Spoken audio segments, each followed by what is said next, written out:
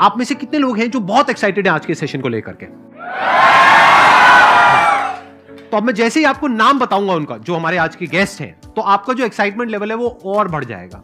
ये बताने से पहले कि गेस्ट कौन है, मैं आपको थोड़ा सा बताता हूं YouTube के बारे में। YouTube में क्या है कि पूरे वर्ल्ड की अगर बात करी जाए तो करोड़ों चैनल्स हैं जो अलग अलग जॉनर्स में हैं, अलग अलग कैटेगरीज में हैं।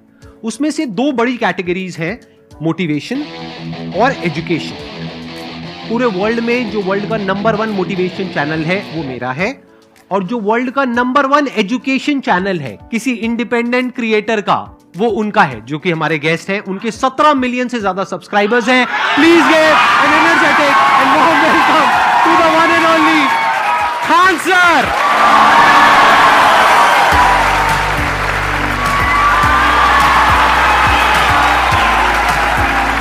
क्या हाल चाल जी, कैसे हैं आप?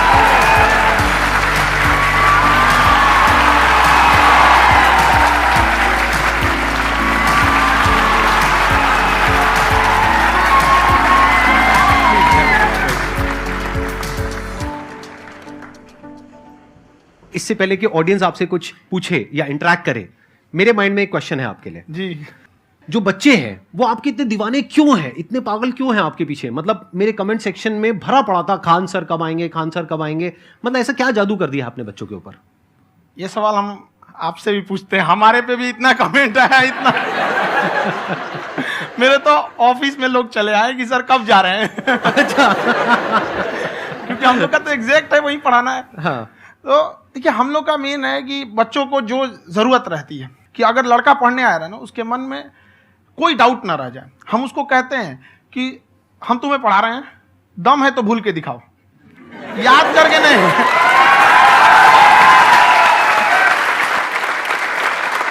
प्लस आप जिस प्राइस पॉइंट पे पढ़ा रहे हैं, आई थिंक वो सबसे कम है, वो बहुत ही कम है। सर ये जो फीस का कल्चर है, ये हमारा इंडियन कल्चर नहीं है। हमारा इंडियन कल्चर गुरु दक्षिणा है, उस हिसाब से वो सही है।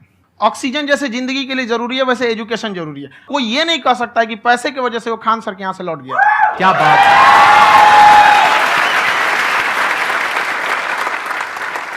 मैंने देखा कि आपका ये जो चैनल है कि ये पिछले 3 साल के अंदर अंदर ही ग्रो किया है। हमको जब चैनल शुरू हुआ तो एक दिन में हम 4-5 वीडियो बनाए। एक हमको कुछ आता, आज भी नहीं आता इतना, तो हम देख के कैमरा उमरा तो हम कंफ्यूज हो गए, बाप रे। तो हम एक ही दिन में वीडियो शूट किया, पढ़ाने वाला टॉपिक था हमको। उसके बाद कभी वीडियो नहीं, 6-7 वीडियो एक ही बार शूट कर लिए। और एक जो थे जिनका कैमरा वगैरह था, मेरे पास कैमरे भी नहीं थे उस टाइम, और कैमरा 35,000 का था। तो 6 महीना इसी में लग गया, जो 35,000 इसी में फंस जाएगा। तो उनके कैमरे से शूट किए, उन्होंने कोई चार्ज लिया। उसके बाद हम छोड़ ही दिए। लॉकडाउन लगा, तब हम कहें आप कैसे पढ़ाएंगे? वो तो 1 दिन 2 दिन करते करते अचानक लंबा हो गया। तब हमको याद आया कि ओहो, मेरा एक चैनल भी है वहाँ पे। तो उस समय उस पर लगभग 30,000 सब्सक्राइबर हो चुके थे। तो जैसे लॉकडाउन लगा तो उस पर पढ़ाना चालू किया, और पता नहीं क्या लोगों को पढ़ाई में इतना इंटरेस्ट आ गया कि आपका स्टाइल ऐसा है थोड़ा सा। आप आई थिंक पढ़ाई के साथ साथ में जो बीच बीच में आप थोड़ा बहुत छोड़ते रहते हैं ना, मतलब जो एंटरटेनमेंट चलता रहता है। ये बात हम देखिए, जब हम गुलाम थे ना, तो अंग्रेजों ने एक चाल चला था कि भारत को हम फिजिकली गुलाम रखेंगे 100-200 साल, मेंटली 1000 साल कर देंगे। उन्होंने पढ़ाई का मॉडल चेंज कर दिया। उन्होंने ऐसा डिजाइन किया कि ये टीचर की रिस्पॉन्सिबिलिटी है, वो पढ़ा के चला जाए। टीचर की रिस्पॉन्सिबिलिटी यहाँ खत्म नहीं हो जाती।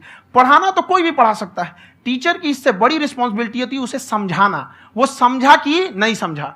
अगर लड़का आपके समझाने के बाद डाउट रह गया तो ये आपकी गलती है। लड़का हमसे पूछता है सर इतनी भीड़ है आपके पास, तो कहे सर डाउट कैसे पूछेंगे? हम कह रहे यार तुम्हारा डाउट बचेगा तब ना पूछेगा तुम डाउट यहाँ पर।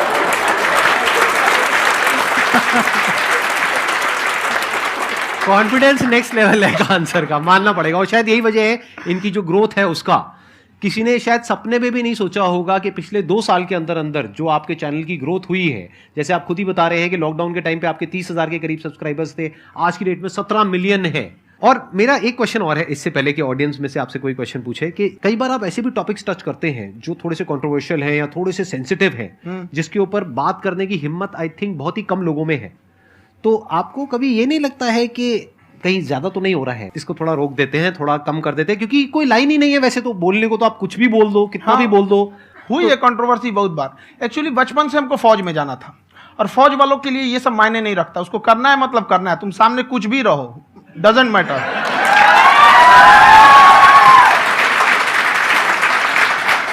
और मैंने YouTube पे देखा कुछ वीडियोस में कि आपका जो इंस्टीट्यूट है वहां पर आज से कुछ साल पहले कुछ बम गिरे थे। हाँ, कुछ गिरे थे, कुछ तो बहुत सॉलिड जगह गिरा था, फटा नहीं वो। मतलब आपके आसपास? हाँ, बम को भी पता है कि टीचर की इज्जत किया जाता है। क्या बात है, क्या बात है।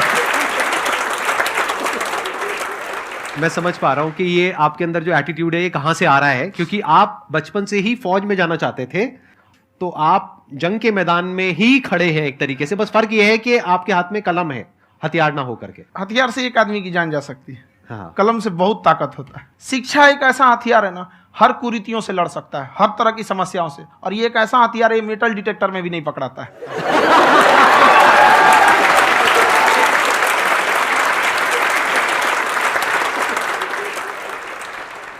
मेरा क्वेश्चन ये है कि अभी प्राइवेट ऑर्गेनाइजेशंस में पीटने का, पनिशमेंट का ये सिस्टम जो है खत्म हो गया है।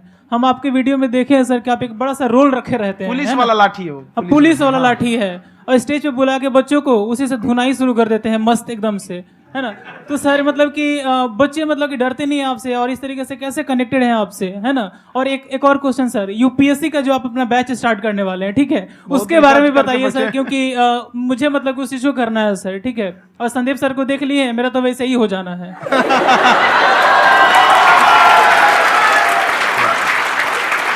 क्या हो जाना है? मेरा पूरा कंप्लीट करो। I'll be an IAS officer next year because I have seen you, sir. My day is like complete, sir. All the best. Thank you so much, sir. Thank you. पूरा बोला करो। Thank you. देखिए, लड़कों को जहां तक पीटने की बात है, जब पढ़ाने की बात आएगी तो उसको हम पूरे बेहतरीन ढंग से पढ़ाएंगे। लेकिन जब सजा देने की बात आएगी ना, तो वो भी बेहतरीन ढंग से होगा। ऐसा थोड़ी होगा कि बस एक ही चीज बेहतरीन ढंग से होगा। और डर का होना बहुत जरूरी है। ये डर भी अपने आप में एक मोटिवेशन है, क्योंकि जब आपके अंदर एक थोड़ा सा डर रहे ना, तो डर के भागिए मत। एक ऐसा डर जिसको आप लगे कि नहीं नहीं थोड़ा सा और करने की जरूरत है, फिर तो ये हम इसको क्रॉस कर जाएंगे आप। तो लड़कों के अंदर ये डर बनाना भी जरूरी रहता है। और रही बात यूपीएससी वाले की, जो आपने बोला, बहुत सारे लड़के वेट कर रहे हैं यूपीएससी की, क्योंकि 2-2.5 लाख फीस सारे लोग एफोर्ड नहीं कर सकते। और हमारा वही रहता है, हम तो ज्यादातर हमारे स्टूडेंट देखेंगे तो किसी के रिक्शा वाला, सब्जी वाला, यही लोग, इनको तो 2.5 लाख रुपया, इनके पास पूरी संपत्ति नहीं होती है, फीस कहाँ से भरेंगे वहां पे, उसके बाद रहेंगे कहाँ से। तो ऑल ओवर इंडिया से, कश्मीर से कन्याकुमारी तक, गरीब से गरीब भी लड़का उसको पढ़ सकता है। यही कुछ 1000 रुपये मंथली, 12-14 हजार साल का पड़ेगा, खत्म हो जाएगा इतना में।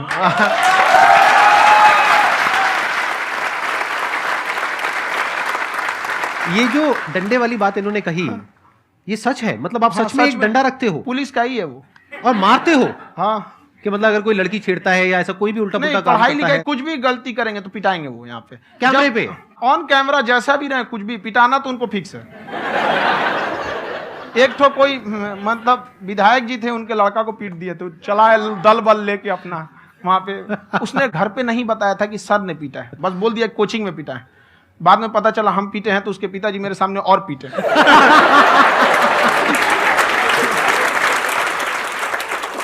सर आपका सबसे बड़ा डर क्या है, आप दोनों का?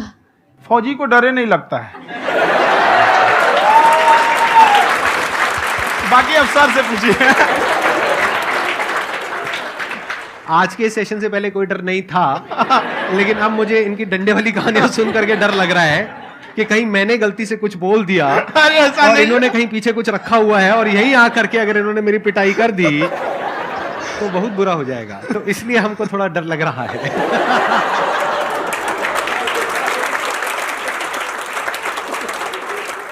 आपकी डेली कितने घंटे क्लासेस होती है? 6-7 घंटे। अभी भी खुद ही करते हो आप? हाँ, हमारे स्टाफ परेशान रहते हैं। हम 1:30-2 बजे सोते हैं, सुबह 6 बजे उठ जाते हैं, परेशान रहते हैं।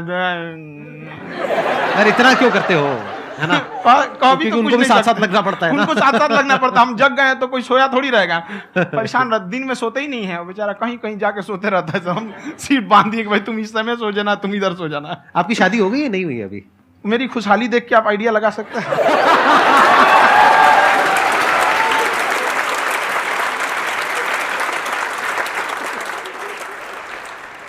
First of all I would like to say sir thank you so much to you and to your team कि आपने मुझे यहाँ आने का मौका दिया। एंड सर अब तक मैंने आपको सिर्फ फ़ोन या लैपटॉप में ही देखा है दोनों को, आज फर्स्ट टाइम लाइव देख रही हूँ तो बहुत अच्छा लग रहा है। तो मेरा क्वेश्चन ये है सर आपसे जब हम लाइफ में कोई डिसीज़न लेते हैं कि हमें ये पर्टिकुलर चीज़ करनी है, और क्योंकि हम डिसीज़न लेते हैं तो हमारी आदत है कि पहले हम 4 लोगों से पूछते हैं कि तू बता तेरी क्या राय है, तू बता तेरी क्या राय है। तो उनमें से अगर कोई हमें कह देता है कि ये बेकार डिसीज़न है मत कर, तो हमारा माइंड कहीं ना कहीं डाइवर्ट होने लगता है और उसकी वजह से हम अपना डिसीज़न चेंज कर देते हैं। तो मेरा क्वेश्चन ये है कि कैसे हम अपने डिसीज़न पे स्टिक रहे, कैसे हम जो दूसरे के ओपिनियन है उनको अफेक्ट ना होने दें अपने ऊपर।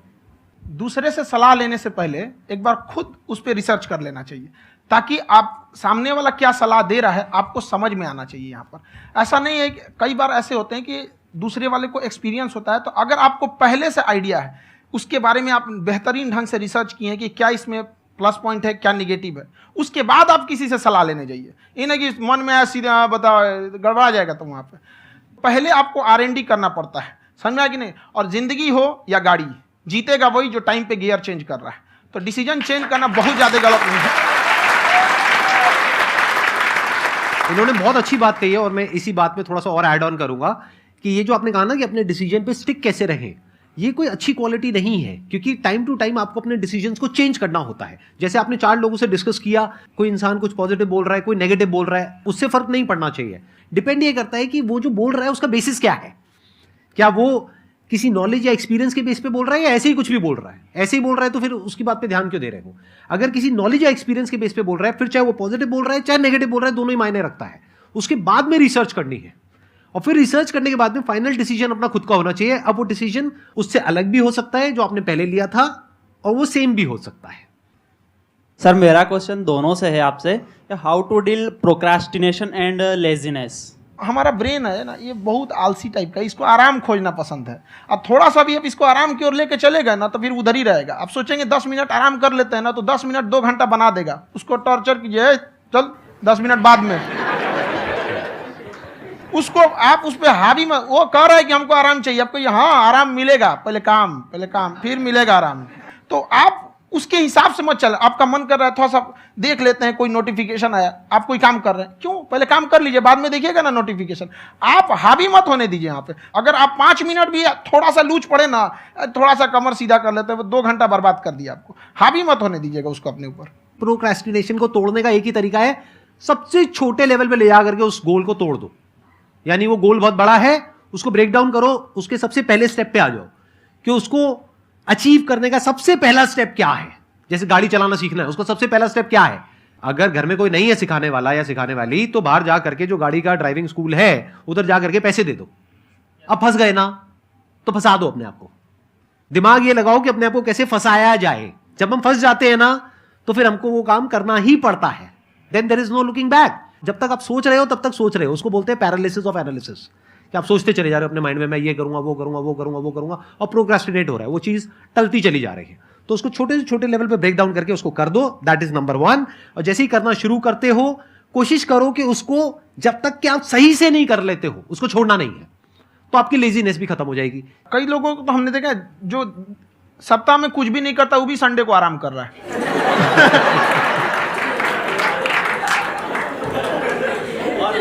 वैसे कहा भी जाता है कि अगर कोई काम आपको करवाना है ना तो ऐसे किसी इंसान को दो जो बिजी है। हाँ। ऐसे आदमी को मत दो जो खाली है। ये परफेक्ट एग्जाम। किसी को भी आप देखिएगा जिसको आप कहते हैं कि मतलब थोड़ा ठीक ठाक आप समझते हैं कि नहीं ये बहुत आगे निकल, वो एक काम को खत्म करने के बाद कभी आराम नहीं करेगा। एक काम खत्म हुआ उसको लगेगा हाँ एक खत्म हो गया, अब दूसरा करना चाहिए। और वही जिसको देखिएगा एक खत्म हो गया और आराम करना चाहिए, कभी नहीं, लाइफ में आखिरी सांस तक। सर यहाँ पे सब हिंदी में पूछते हैं, इंग्लिश में पूछते हैं, मैं भोजपुरी में पूछूं? जौन भाषा ठीक लगे तोने में पूछ दो। हाँ सर। सर ये पूछे के चाहते नहीं कि जैसे हमने के पढ़ाई करी नहीं सर, तो कभी कभी डेली टारगेट्स जो होला वो कंप्लीट ना होला। अगर टारगेट्स कंप्लीट भी होला तो फिर ऐसा इरिटेशन या फिर वो एंजाइटी या फिर कि और करना है या फिर अभी नहीं हुआ, वो चीज़ हमेशा रहेला। तो वो कम कैसे करल जाए? देखिए टारगेट्स को ना हम लोग को एक अपने हिसाब से पहले फिट करना चाहिए। ऐसा नहीं कि दूसरे किसी इंसान को देख के हम टारगेट फिट कर ले। कोई लड़का 8 घंटा पढ़ रहा है, कोई पहली बार अभी पढ़ना ही चालू किया, उसको देख के 8 घंटा पढ़ेगा तो पढ़ाई छोड़ देगा। तो आप अपनी क्षमता के हिसाब से देखिए कि आप कितना पढ़ सकते हैं। अगर आपने एक घंटे को बना लिया कि हम 1 घंटा पढ़ सकते हैं, अगले 1 हफ्ते तक उसको सस्टेन रखिए। जिम में कैसे करते हैं लोग, पहले दिन उठा लीजिएगा 1 कुंटल तो हार्ट अटैक हो जाएगा। तो वो धीरे धीरे टारगेट सेट कीजिए और अपनी क्षमता को भी देखिए। हर इंसान की क्षमता अलग है। कंगारू को देख के हाथी छलांग मारेगा, पैर तोड़ के बैठ जाएगा।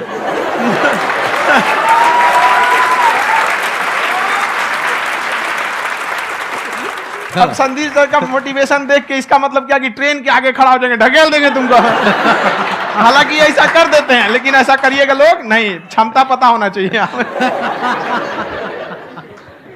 आपके अंदर एंजाइटी हो रही है कि मैंने कर तो लिया है, आप ये नहीं कह रहे कि मैंने कुछ भी नहीं किया है फिर मेरे को एंजाइटी हो रही है, आप ये कह रहे हो मैंने काफी कुछ कर लिया है फिर भी एंजाइटी हो रही है कि कहीं कुछ छूट तो नहीं गया है।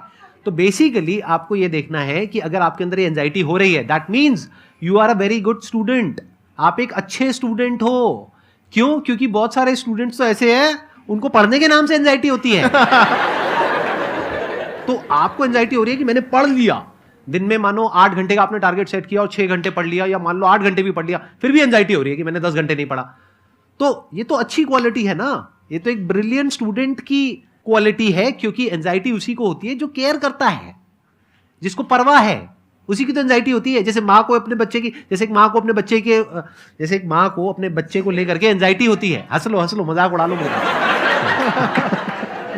कोई बात नहीं, एडिट कर देंगे इसको हम। हाँ।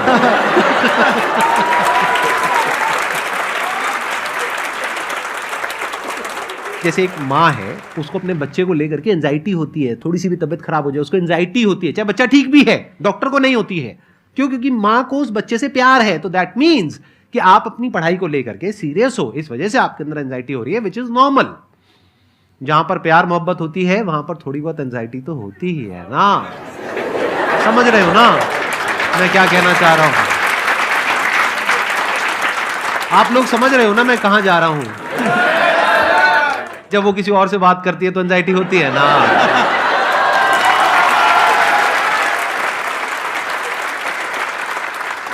सर आपकी स्टोरी हमने सुनी थी, तो एक टाइम आया था जब आप गंगा किनारे जाके बैठ गए थे, उस समय आपको कुछ समझ नहीं आ रहा था। तो उस समय मतलब आपने ये डिसीजन कैसे लिया कि अब आगे नहीं, यहाँ से वापस जाना है? रास्ता ही नहीं था। घर जाने के लिए एटलीस्ट 90 रुपए चाहिए थे, जेब में 40 रुपए थे, कैसे घर जाते हैं? और हम गंगा के किनारे चुपचाप बैठे बैठे हम कहें कि अब बहुत टेंशन हो गया, अब घर जाना चाहिए। रूम पे तो किराए के रूम पे ही आदमी सारे लोग रहते, गए वहाँ पे तो रूम लॉक हो गया था। तुम खटखटाए तो ऊपर से गुस्सा से बोले जो ऑनर थे, क्या टाइम हो गया है? तुम कहीं 9-10 बज रहा होगा, घड़ी देखिए तो 2 बज रहा था, रात का 2-2:30 बज गया था वहाँ। टेंशन में आप तो होता है, कई बार ऐसा समय आएगा कि लगेगा जैसे अब कुछ नहीं हो सकता है। तो इससे घबराना नहीं है, कभी कभी गुच्छे की आखिरी चाबी भी ताला खोल देती है। जो बातें आपने बताई कि घर में प्रॉब्लम्स ये वो, ये तो बहुत लोगों ने फेस करी वहां पर, आप अकेले नहीं है, बहुत लोगों ने ये प्रॉब्लम्स फेस करी, बहुत तरह की प्रॉब्लम्स देखी, बहुत तरह की स्ट्रगल्स देखी, लेकिन वो सब इतने कामयाब नहीं हो पाए जितने कि आप हुए। तो आपके अंदर ऐसा कुछ ना कुछ है जो औरों के अंदर नहीं है। तो वो मैं जानना चाह रहा हूं कि वो ऐसा क्या था जहां से कि आपका दिमाग यहां तक सोच पा रहा है कि मैं पूरे इंडिया में इतने बड़े लेवल का चेंज लेकर के आ सकता हूं, एजुकेशन फील्ड में रेवोल्यूशन लेकर के आ सकता हूं। ये सोचना ही बहुत लोगों के बस का नहीं है। मेरी एक खुद की थिंकिंग, अगर हमको कोई 100 रुपए किसी काम के लिए दिया, हम सबसे यही कहते हैं, तो हम कोशिश करते हैं उसे 200 का रिटर्न दे। अगर कोई हमसे 200 रुपया फीस दे रहा है, 250 दे रहा है, तो हम उसको ये कोशिश करते हैं कि तुम्हें ऐसा लगे कि नहीं भैया हमने 10-20 हज़ार का पढ़ लिया यहाँ पर। वो ईमानदारी से कभी कमी नहीं। और हमेशा अगर हम प्रॉमिस एक्स का करते हैं तो डिलीवर 4x करना चाहते हैं। ध्यान से सुनना और ध्यान से समझना इस फर्क को, अगर आप समझ पाए तो बहुत आगे जाओगे लाइफ में। एक वो होते हैं जो ये सोचते हैं कि हमें सब कुछ मिल जाए, हमें कुछ भी करना ना पड़े। दूसरी कैटेगरी होती है लोगों की जिनको जितना मिलता है उसमें भी चोरी चकारी करते हैं या कोशिश करते हैं कि उससे कम दे सामने वाले को जितना कि हमें मिल रहा है। तीसरी कैटेगरी होती है लोगों की, जो इनके जैसे लोग होते हैं, वो क्या करते हैं, वो ये सोचते हैं कि अगर मैंने किसी से 1 रुपए भी लिया, देखा जाए तो 200-250 रुपए कुछ भी नहीं होता है, 200-250 रुपए अगर मैंने लिया तो कैसे उसको 400 रुपए की वैल्यू दूं। ये जो थिंकिंग है ना, यही एक फर्क होता है एक ऐसे इंसान में जो बहुत आगे निकल जाता है और उस इंसान में जो मीडियोकर रह जाता है। आप अपने आप को अपने आप के ऊपर समय दीजिए, उसको डेवलप कीजिए। जब आप अपने आप के ऊपर खर्च करते हैं तो आने वाले समय में लोग गूगल पे आपको सर्च करते हैं। क्या बात है सर, ये आपने अभी बनाया है या ये कोई पुराना आपका वो है? बनते रहता है, इसे फ्लो में बन जाता है। आपके अंदर ना सर एक कवि छुपा हुआ है कहीं ना कहीं जो बाहर आना चाहता है। कभी ना कभी आपने सोचा होगा कुछ। हाँ, कभी कभी देखिए, एक चीज है, संगत का बहुत अच्छा असर पड़ता है। ये चीज को हमेशा, संगति का मतलब लोग हल्के में ले लेते हैं। संगति का मतलब होता है संग संग गति। तो अच्छे लोग के साथ रहेंगे तो संग संग अच्छी गति होती जाएगी, खराब में रहेंगे तो ये भी होता है। बट अपने आप को थोड़ा सोचना चाहिए कि हम केवल जी के मर जाएं इसके लिए नहीं आए हैं। लोग कहते हैं कि सर नाम क्यों नहीं बताते अपना। हमारी एक ही सोच है कि जाने के बाद इस दुनिया से हमको मतलब एक चीज देना चाहते हैं स्टूडेंट्स को, कि वो याद करें कि इस पैसे की भाग दौड़ की दुनिया में हर कोई दोनों हाथ से लूटने में लगा है खाली हाथ जाने के लिए। ये सबको लगा है। तो हर कोई को ये सोचना चाहिए कि था कोई इंसान जो इतने कम फीस में इतनी शिक्षा जो महंगी थी, जो कमाने का रास्ता था, उसको भी एकदम कंपटीशन इतना कर दिया कि अब लोगों को अपनी फीस बढ़ाने में डर लगता है कि अरे यार, लड़का कमेंट करता है कि खान सर इतना ले रहे हैं, आप बहुत बड़ा टीचर हो गए।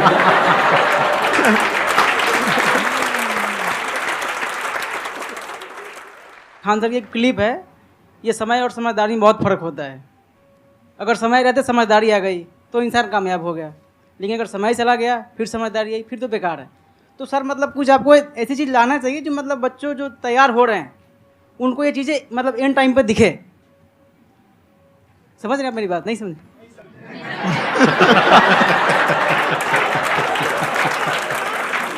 यही होता है सर, सर का मोटिवेशन ज्यादा हो जाता है। जब आप स्ट्रगलिंग फेज में हैं तो कम से कम चीजों को अपने ऊपर खर्च कीजिए, ज्यादा से ज्यादा सीखने में खर्च कीजिए। अगर आपको राजा बनने का शौक है तो गुलाम की तरह मेहनत करना सीखिए, तब राजा बनेंगे।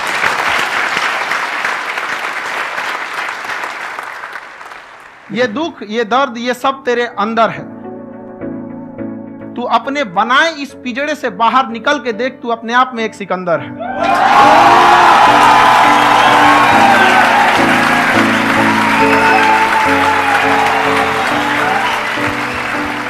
Thank you so much sir for coming.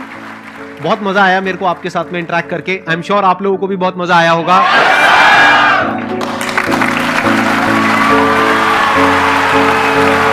Thank you so much ji.